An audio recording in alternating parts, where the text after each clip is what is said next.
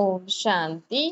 अॼु मिठा मिठा श्री बाबा ब्रह्मजितम द्वारा चवनि था मिठी मिठी ॿार। बाबा चवनि था की हाणे ॾिसो माण्हू दीपावली जे त्योहार ॾींहुं केॾी सफ़ाई कंदा आहिनि। दीपावली खां पहिरियों एॾा सारा त्योहार बि ईंदा आहिनि, मतिलबु जुलाई खां माण्हू त्योहार शुरू थी वेंदा आहिनि। पहिरियों सावन जो महीनो, पोइ तीजड़ी, राखी, पोइ विच में जन्माष्टमी, पोइ गणेश जो, पोइ देवियुनि जो, पोइ रावण जो, पोइ हाणे धनतेरस, पोइ दीपावली माण्हू मल्हाईंदा आहिनि। पोइ हुन खां पोइ भाई दूज, पोइ अलाए कहिड़ा कहिड़ा त्योहार माण्हू मल्हाईंदा आहिनि। ऐं उहो पोइ होली पोइ अलॻि आहे, शिवरात्रि ऐं होली। त बाबा चवंदा ॾिसो इहे त्योहार माण्हू मल्हाइनि त था, लेकिन हिन त्योहारनि जो असली अर्थ परमात्मा अची करे असांखे ॿुधाईंदो। भई चइण में माण्हू चए थो दीपावली बि राम रावण खे मारी, पोइ घर आयो त इन करे घर घर में दीप जलिया। पोइ बाबा चए थो सफ़ाई छो था करो, पोइ दिवाली जे ॾींहुं लक्ष्मी जी पूजा करनि था, धनतेरस, मतिलबु मुंहिंजे लाइ न भई भई वॾा त माण्हू चईंदा भई असांखे वॾा चई विया, ज्यादा कोई पंहिंजे गुरु संत सन्यासिन खां ज्यादा पुछी न सघंदा आहिनि, छो जी सभु गुरु पुरुष आहिनि। त लेडीज़ कुझु पुछण बि चाहे त पुछी नथी सघे। ॾिसो दुनिया में, ॾिसो अॼु हुन दुनिया में माण्हू न पुरुषनि खे गद्दी ॾेई रखी आहे। पुरुष ई सभिनि खे ज्ञान व्यान सत्संग आदि पुरुष ई, काथे काथे हाणे लेडीज़ निकिती आहे। फिर त सन्यासी छो जी चईंदा आहिनि भई स्त्री नर्क जो द्वार आहे। परमात्मा असांखे चईंदो आहे अगरि स्त्री नर्क जो द्वार आहे त पुरुष केरु आहे? स्त्री नागिन आहे त पुरुष नाग थी वियो। भई पुरुष नाग आहे, चए थो स्त्री नागिन आहे। पहिरियों इहे सन्यासी स्त्रियुनि जो मुंहुं बि न ॾिसंदा हुया, जंगलनि में रहंदा हुया। अॼुकल्ह त घर ठाहे करे पंहिंजी सेवा था कराइनि।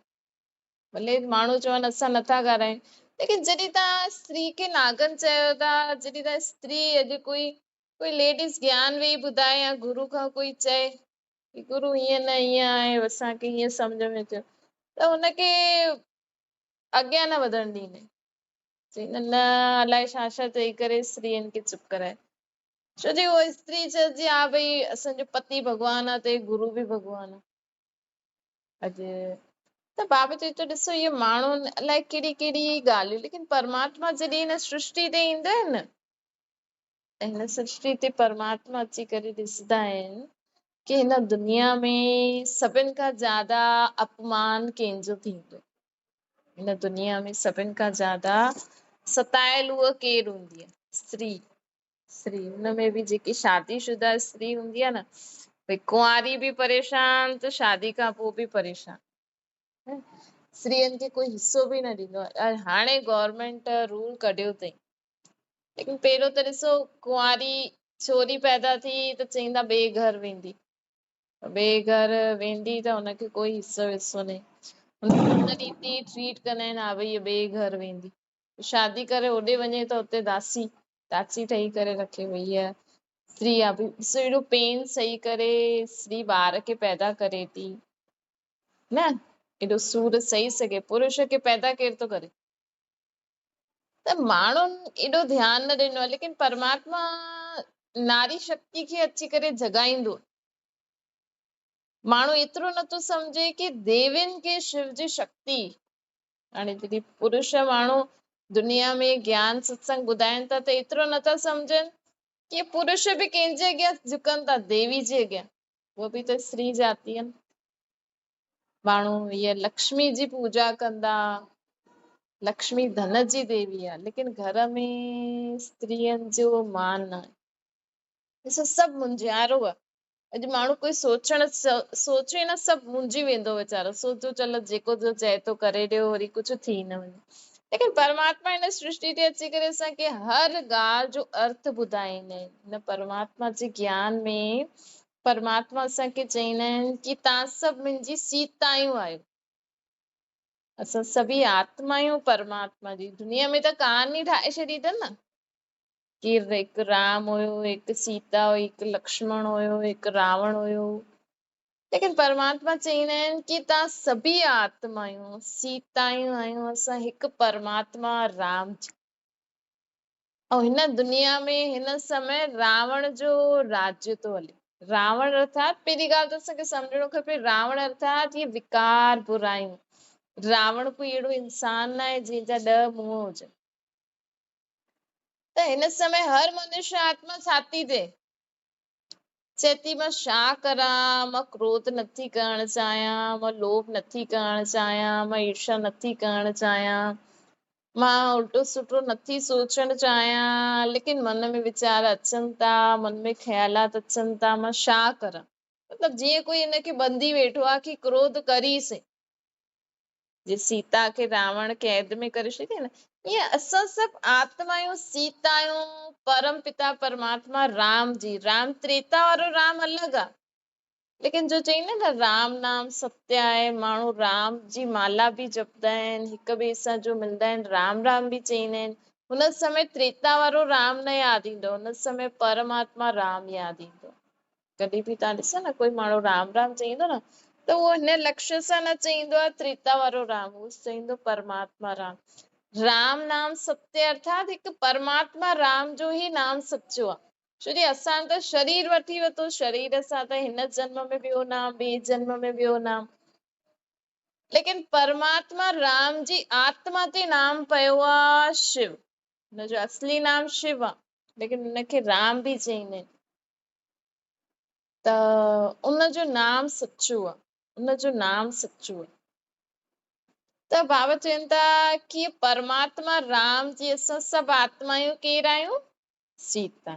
असां सभु हिन समय रावण जी कैद में आहियूं। त असली असां सीता आहियूं परमात्मा राम जी हुन कैद खां कॾहिं छूटंदासीं, जॾहिं असां परमात्मा राम खे यादि कंदासीं, जॾहिं असां स्व जी इच्छा ज़ाहिर कंदासीं कि हा मूंखे हिन विकार बुराइनि सां मुक्त थियणो आहे, तॾहिं असां जॾहिं ख़ुदि खे आत्मा सम्झंदासीं कि मां परमात्मा राम जी सीता विकार बुराइनि जी कैद में आहियां, त परमात्मा राम खे यादि करण सां असां हुन रावण अर्थात विकार बुराइनि जी कैद खां छुटजी वेंदा आहियूं। असां में शक्ति अची वेंदी आहे। असां आत्मायूं पंहिंजे मन बुद्धि संस्कारों पंहिंजी स्थूल कर्मेंद्रिय ते राज्य करण लॻी वेंदा आहियूं। असां में एतिरी शक्ति अची वेंदी आहे कि मां आत्मा जॾहिं चाहियां तॾहिं सभु कुझु करे सघां। मां आत्मा चाहियां मां क्रोध न करणो आहे, मूंखे हिनखे प्रेम सां ई ॻाल्हि खे कढणो आहे, त मां मुंहिंजी आत्मा में एतिरी शक्ति अची वेंदी आहे कि मां हर ॻाल्हि खे प्रेम सां ई हुनजो निवारण करे छॾंदी आहियां। त परमात्मा राम असां सभी आत्माउनि खे रावण जी कैद सां कीअं छुड़ाईंदा आहिनि, जॾहिं असां हुनखे यादि कंदा आहियूं निराकार रूप ऐं ख़ुदि खे आत्मा सम्झी करे, त असां हिन रावण जी कैद सां छुटंदा वेंदा आहियूं। पोइ जॾहिं असां हिन रावण जी कैद सां छुटिजी वेंदा आहियूं न, हाणे सीता स्वतंत्र थी वई परमात्मा राम सां गॾु। पोइ असां आत्मायूं परमात्मा जो असांखे ज्ञान धन ॾींदो आहे, उहो धारण थींदो वेंदो। हाणे ॾिसो रावण ख़तम थी वियो, हाणे माण्हू धनतेरस मल्हाईंदा, माण्हू त धन दान कंदा आहिनि, लेकिन हिन धनतेरस जो अर्थ आहे कि परमात्मा असांखे आत्मनि खे धन दान ॾींदो आहे। जॾहिं असां हिन विकार बुराइनि सां मुक्त थींदा वेंदा आहियूं न, त असां आत्मायूं परमात्मा जे ज्ञान सां असांजी बुद्धि मां न इहो फालतू कचिरो निकिरंदो वेंदो आहे। सॼो ॾींहुं सुठी सुठी ॻाल्हियूं, सुठो सुठो ज्ञान जो मनन चिंतन हलंदो रहे। ॾिसो तव्हां रोज़ रोज़ सुखमनी जपजी साहिब सभु पढ़ो था, तव्हां वेही करे अगरि संगठन वेही करे कलाक कंहिं ॻाल्हि जे बारे में हुन ई लाइन में 3-4 लाइनियूं खणी करे चिंतन करो त केॾो सुठो, तव्हांजे अंदरि ज्ञान सां तव्हां आत्मायूं भरपूर थींदा वेंदा, तव्हांजो दिमाग़ बि हलंदो। इन सां सामे जो विकार बुरायूं आहिनि उहे बि निकिरंदा वेंदा बुद्धि मां ॻाल्हियूं, न त सॼो ॾींहुं उहे ई घर जूं उल्टी सुल्टी ॻाल्हियूं बुद्धि में आहिनि। त जॾहिं असां परमात्मा जो ज्ञान धारण करे हुनजो मनन चिंतन कंदा आहियूं त असां आत्माउनि में ज्ञान गुण शक्तियुनि सां असां भरपूर थींदा वेंदा आहियूं। अर्थात आत्मा धनवान थींदी रहंदी आहे, स्थूल धन सां न। हिते भगवान परमात्मा राम असां आत्माउनि खे ज्ञान धन दान कंदो आहे। माण्हू त स्थूल धन दान कंदा, चईंदा आहिनि भई लक्ष्मी धन दान कंदी आहे, असां बि। लेकिन असली अर्थ छा आहे कि जॾहिं असां आत्मा आहियूं, रावण जी कैद सां मुक्त थी वेंदा आहियूं न, त असांजी आत्मा परमात्मा जो ज्ञान धारण कंदी वेंदी आहे। आत्मा ज्ञान गुण शक्तियुनि सां धनवान थींदी वेंदी आहे।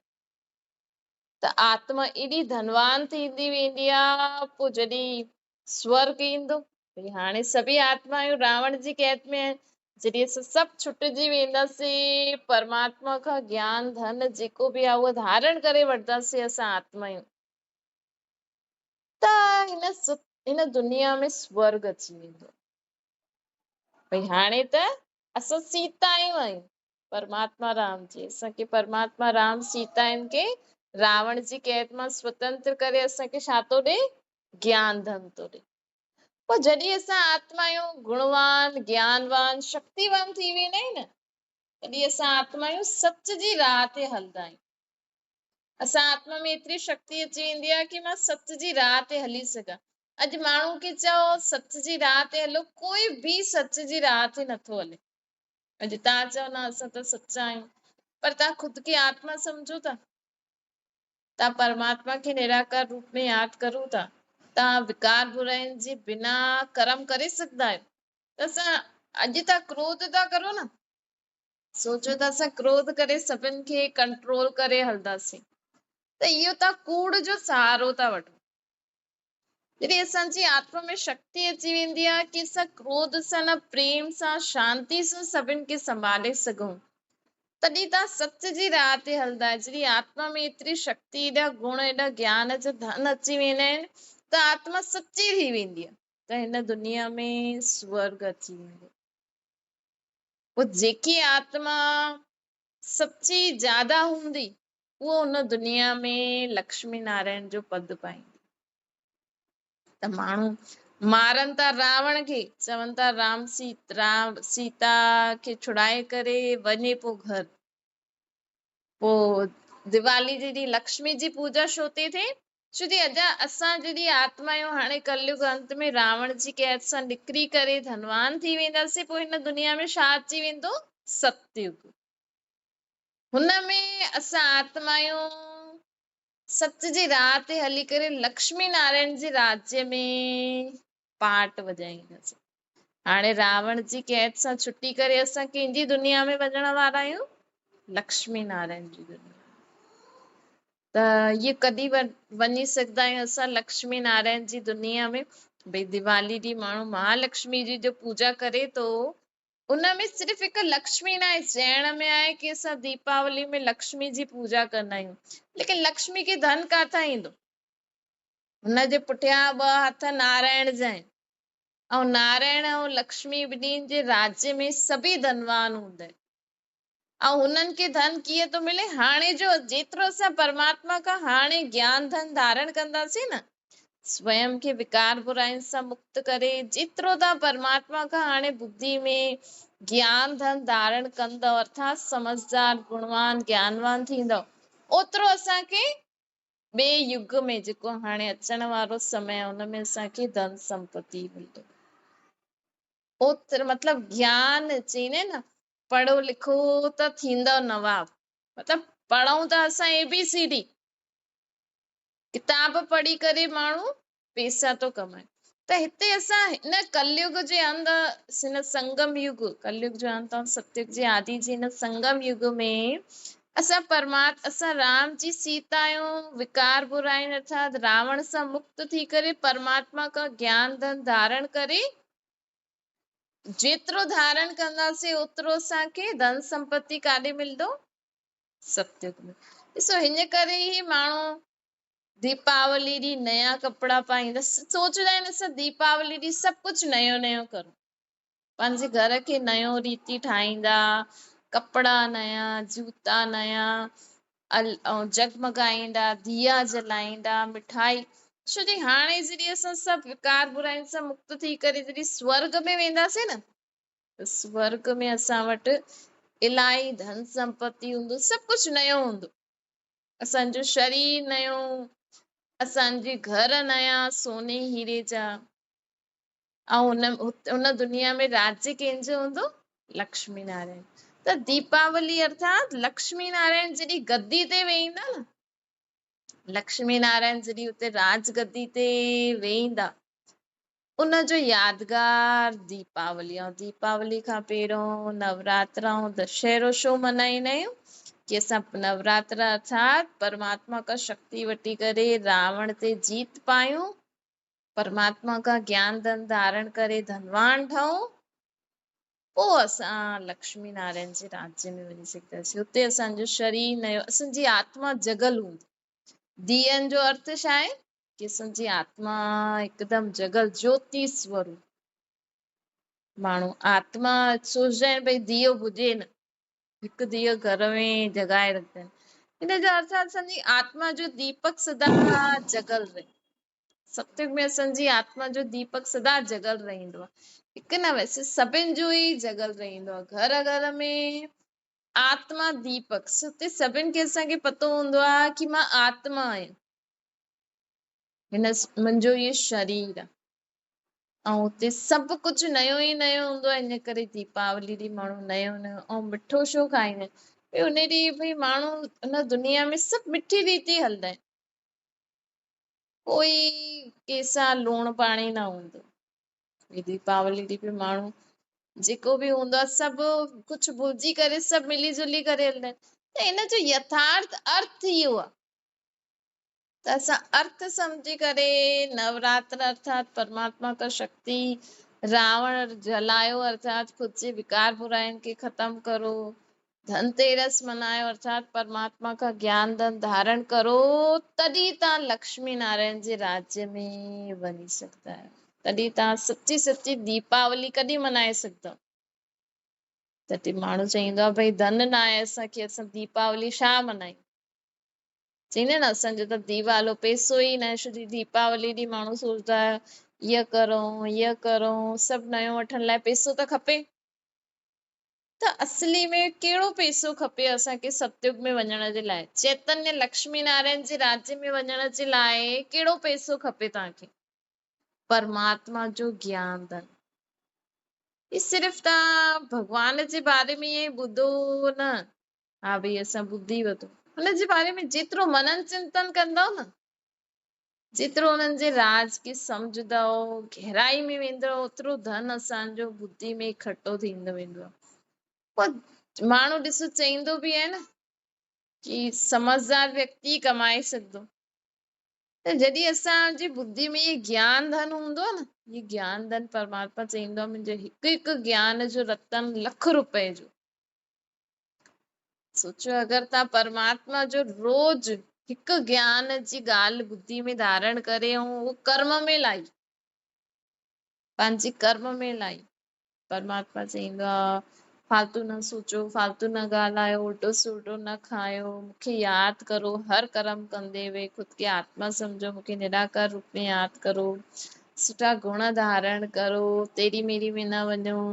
जेके बि शिक्षायूं असांखे परमात्मा ॾींदो न, हुन हर शिक्षा हर ॻाल्हि खे असां धारण करे हलूं त रोज असांजी ₹1,00,000 कमाई थींदो। मतिलबु असां सतयुग में असांखे ₹1,00,000 मिलंदो, पको थी वियो। पंहिंजे पाण खे जेतिरो असां परिवर्तन कंदासीं। ऐं असां उहा ॻाल्हि ॿी खे बि ॿुधाई, भई असांखे परमात्मा हीअं चईंदो आहे, हिन ॻाल्हि में हीअं करो, त उहो असांजो ₹1,00,000 डबल उन हिसाब सां असांखे ज्यादा थींदा वेंदा। त सिर्फ़ पढ़ी करे पंहिंजे पाण खे ख़ुशि न करो, नाम जपी करे ख़ुशि न करो, परमात्मा खे हर कर्म कंदे हुए यादि करो, हुनजे चए ते बि हलो। भई अॼु तव्हां ॿारनि खे माउ बाप अगरि प्रॉपर्टी जो हिसो कंदा त कंहिंखे ज्यादा प्रॉपर्टी ॾियण जी हुननि जी इच्छा थींदी? कहिड़े ॿार खे ॾियण जी इच्छा थींदी? जो हुननि जे चए ते हले। भले नंढो ई हलंदो हुजे, लेकिन माउ बाप जी त इच्छा थींदी न मां हिनखे जास्ती ॾियां। भले डप जे कारण हुनखे ॾेई बि छॾंदो ॿिए खे, लेकिन हुनजी इच्छा त थींदी न मां हिनखे जास्ती धन ॾियां, इहो मुंहिंजो चए ते थो हले। त परमात्मा बि आहे त विश्व जी सर्व आत्माउनि जो पीउ, उहो त चईंदो आहे स्वर्ग त सभिनि जे लाइ आहे, सभु था अचनि, लेकिन स्वर्ग जहिड़ी दुनिया में केरु अची सघंदो? हाणे जॾहिं रावण जी कैद सां सभु मुक्त थी वेंदासीं, परमात्मा खे यादि करे वो कलयुग खत्म थी वेंदो, पोइ स्वर्ग ईंदो, लेकिन स्वर्ग में जेका बि दुनिया में माण्हू आहिनि सभु न ईंदा। स्वर्ग जी दुनिया में पैर केरु रखी सघंदो? माण्हू त कोई शरीर छॾे त चए थो फलानो स्वर्गवासी थी वियो, पंहिंजे पाण खे ख़ुशि था करनि, या भई स्वर्ग में वियो, स्वर्गवासी थी वियो, लेकिन परमात्मा चए थो स्वर्ग में कोई ईअं थोड़ी सभी थोड़ी वञी सघंदा आहिनि। भई तव्हां त ॿारनि खे प्रॉपर्टी ॾींदव, लेकिन परमात्मा त हीअं न चईंदो आहे भई हा ठीकु आहे मुंहिंजा सभु ॿार आहिनि, लेकिन जो मुंहिंजो चयो मंदो हुनखे मां स्वर्ग में वञणु ॾींदमि। केरु वञी सघंदो आहे स्वर्ग में? जो ख़ुशी ख़ुशी सां रावण सां छुटणु चाहे। अॼु कंहिंखे चओ न क्रोध न करो, चईंदा न क्रोध कीअं न कंदासीं, क्रोध न करूं त असांजो घर कीअं हलंदो, ॿार कीअं संभाले सघंदासीं? माण्हू क्रोध छॾण ई नथा चाहिनि। जीअं पैसा रखी रखंदा आहिनि न साइड में, वही कम में ईंदो, ये क्रोध खे बि साइड में रखी रखंदा आहिनि। हा जॾहिं थोरो बि न मन्दो न ॿार या कोई बि उल्टो सुल्टो कंदो त झटि पंहिंजो रूप ॾेखारींदो, वैसे प्यार सां हलंदा, लेकिन थोरो सो बि ॿार कुझु बि नटवक करणो नथो मञे, हा भई बसि शुरू थी वेंदा। त माण्हू लोभ नथो छॾणु चाहे, माण्हू मोह नथो छॾणु चाहे, माण्हू अहंकार नथो छॾणु चाहे, चए थो न अहंकार न कंदासीं त कीअं हलंदो कमु? माण्हुनि जी दुनिया में इहा हालत आहे, त ॿुधाए अहिड़े माण्हुनि खे परमात्मा स्वर्ग में मोकिलंदो? अॼु भॻवान चए थो कि न तव्हां हिन विकार बुराइनि जे वश थी करे कर्म न करो, लक्ष्मी नारायण जे राज्य में सभु पवित्र हूंदा आहिनि। लक्ष्मी नारायण जे राज्य में सभी आत्मायूं पवित्र हूंदी। लक्ष्मी नारायण जे राज्य में कोई लहसुन प्याज खाईंदो ई न, हुते विकार बुराई हूंदी ई न, जबकि ॾेखारींदा आहिनि कि उन्हनि जे राज्य में शेर बकरी बि आपस में मिली करे रहंदा आहिनि। ये कहावत आहे, वैसे शेर हूंदो न, बकरी हूंदी न स्वर्ग में, ये कहावत आहे बाबा चवनि था। पर तव्हां ॿुधायो, तव्हांखे कोई बाबा परमात्मा असांखे चए थो भई लड़ाई झगड़ो न करो, ईर्षा न करो, तव्हां छॾे सघंदा आहियो? अॼु तव्हांजी कंहिंसां नथी ठहे, लेकिन अगरि असां परमात्मा खे पंहिंजो पीउ मञंदा आहियूं, अगरि असांखे हुन खां स्वर्ग जहिड़ी दुनिया उहो जेको ठाहे थो, अगरि तव्हांखे हुन दुनिया में हलणो आहे, त परमात्मा चए थो अॼु खां क्रोध न कजो, ईर्षा न कजो, लोभ न कजो, विकार बुराइनि जे वश थी करे कोई कर्म न कजो, जो असां खिलजो न, लहसुन प्याज न खाइजो, विकार बुराइनि जे वश थी करे न कर्म कजो, मूंखे यादि करे हर कर्म करो। करे सघंदा आहियो? माण्हू के चओ न, चईंदा न इहे असां न करे सघंदा आहियूं, के चओ लहसुन प्याज छॾो, चईंदा ॾाढो मुश्किल माण्हू चईंदा अरे लहसुन प्याज कीअं न खाईंदासीं, असांजे घर में त लहसुन प्याज ठहींदो, अरे लहसुन प्याज छॾंदा तॾहिं त स्वर्ग में हली सघंदा, छो जी हुते राधे कृष्ण जे मंदिर में लहसुन प्याज ठाहींदा आहिनि, कोई माण्हू भागवतियूं कराईंदो लहसुन प्याज खाईंदा आहिनि। त जॾहिं तव्हां लहसुन प्याज छॾे नथा सघो, त तव्हां ईअं कीअं सोचे सघंदा आहियो कि असां बि कृष्ण सां गॾु, असांखे कृष्ण जहिड़ो ॿार खपे? अगरि तव्हांजे घर में कृष्ण आहे, लक्ष्मी नारायण आहे, या देवी देवताउनि जी जो बि मूर्तियूं आहिनि, हुननि जे अॻे कॾहिं बि लहसुन प्याज जो भोग न लॻाइजो। ॾिसो अॼु त माण्हुनि खे सम्झ ई न आहे, मूर्तियूं रखी वेठा आहिनि, हुननि खे लहसुन प्याज जो भोग लॻाईंदा, अलाए छा कंदा। हाणे तव्हांखे जो चीज न सुठी लॻंदी आहे, न खाईंदा, उहो तव्हांखे कोई ॾे त तव्हांखे सुठो लॻंदो? इन करे भक्ति बि आहे न सोचे सम्झी कंदा करो। हिक जी जंहिंखे मञो था न, तव्हांखे गुरू नानक मञे थो, उहो लहसुन प्याज खाईंदा आहिनि, त ठीकु आहे गुरू नानक जी मूर्ति रखो न, पोइ राधे कृष्ण जी छो था रखो? ठीकु आहे मञो, ठीकु आहे, अलॻि ॻाल्हि आहे, लेकिन पोइ माण्हू चईंदा आहिनि असांजा ॿार कृष्ण जहिड़ा थियनि, असां बि कृष्ण सां गॾु हुनखे झूलो झुलायूं, ईअं करूं। त सोचे सम्झी करे, हर इच्छा बि सोचे सम्झी करे माण्हू खे ॾिसो, पोइ तव्हां अगरि इहे सभु विकार बुराई न छॾणु चाहींदा आहियो, जिद न छॾणु चाहींदा आहियो, रोइण न छॾणु चाहींदा आहियो, हिक ॿिए सां जलण, जिद करण, गुस्सो करण नथा छॾे सघो, त तव्हां कीअं सोचे सघंदा आहियो असां स्वर्ग में वेंदासीं? छो जे लक्ष्मी नारायण जी महिमा छा ॻाईंदा आहिनि? सर्व गुण संपन्न, 16 कला संपूर्ण, संपूर्ण निर्विकारी, निर्विकारी अर्थात कोई विकार न, मर्यादा पुरुषोत्तम। अॼु कंहिंखे चओ ठीक रीति कपिड़ा पाए, चईंदा न अॼुकल्ह जो फैशन आहे, लेकिन लक्ष्मी नारायण जा कपिड़ा ॾिसो, राधे कृष्ण जा कपिड़ा ॾिसो, त परमात्मा चए थो ॾिसो तव्हां माण्हू हेॾा ॼणा आहिनि, बसि पढ़नि था, मूर्तियूं रखनि था, कुझु सिखनि नथा। त इहे जेको बि असां त्योहार मल्हायूं था, हाणे दीपावली मल्हाईंदासीं, ताकी त ॾाढी माण्हुनि खे ख़ुशी थींदी आहे, असां ईअं करूं ईअं करूं, ॾाढो जगमगाईंदो, ॾाढा सुठा कपिड़ा पाईंदा। लेकिन अगरि तव्हांखे सच्ची में परमात्मा राम जी सीता रावण सां मुक्त थियणो आहे, हिकु सीता न हुई, तव्हां बि सीता ई आहियो, तव्हांजी आत्मा सीता आहे जो हिन समय रावण जी कैद में आहे, तॾहिं त तव्हां विकार बुराई नथा छॾे सघो। तव्हां जॾहिं परमात्मा राम खे यादि करो, विकार बुराइनि सां मुक्त थियो, तॾहिं तव्हां सम्झो असां पको दशहरो मल्हायो, असां रावण खां मुक्त थी वियासीं। जॾहिं तव्हां परमात्मा जो ज्ञान धारण करो, तॾहिं तव्हां सम्झो कि असां बि राधे कृष्ण अर्थात लक्ष्मी नारायण जी दुनिया में वञी करे सच्ची सच्ची दीपावली मल्हाईसीं। अच्छा, मीठे मीठे सिकिल ते ॿारनि प्रति माता पिता बाप दादा जो यादि प्यारो गुड मॉर्निंग। रूहानी बाप जी सभिनि रूहानी ॿारनि खे नमस्ते। असांजी बि रूहानी माता पिता बाप दादा खे यादि प्यार गुड मॉर्निंग ऐं नमस्ते वरदाना।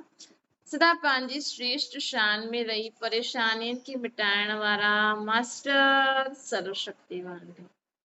बाबा चवनि था सदा ये वरदान स्मृति में रहे, परमात्मा असांखे वरदान थो ॾे। ॾिसो सदा यादि रखिजो कि मां पंहिंजी श्रेष्ठ शान में रहण वारी, ॿियनि जी बि परेशानियुनि खे मिटाइण वारी मास्टर सर्वशक्तिवान।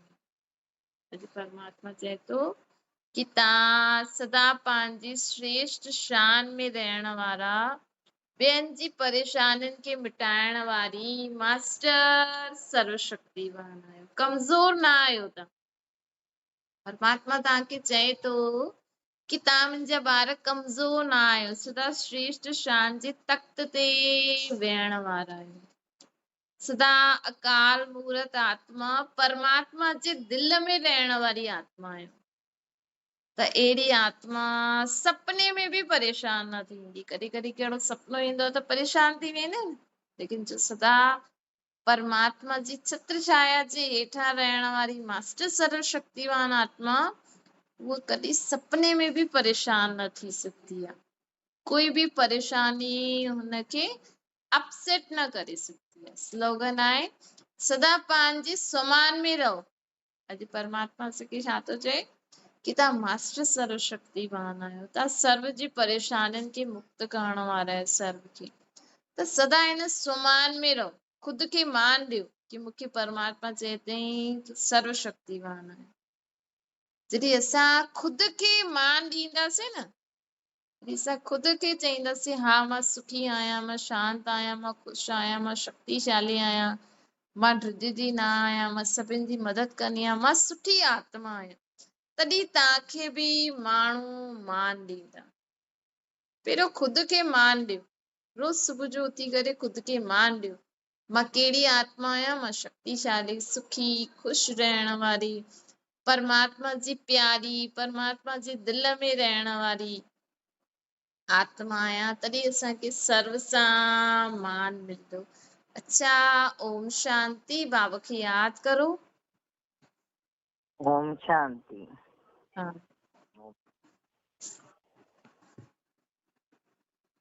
ओम शांति। ओम शांति शांति। दीदी। ओम शांति दीदी। शांति। हाँ, ओम शांति, ओम शांति।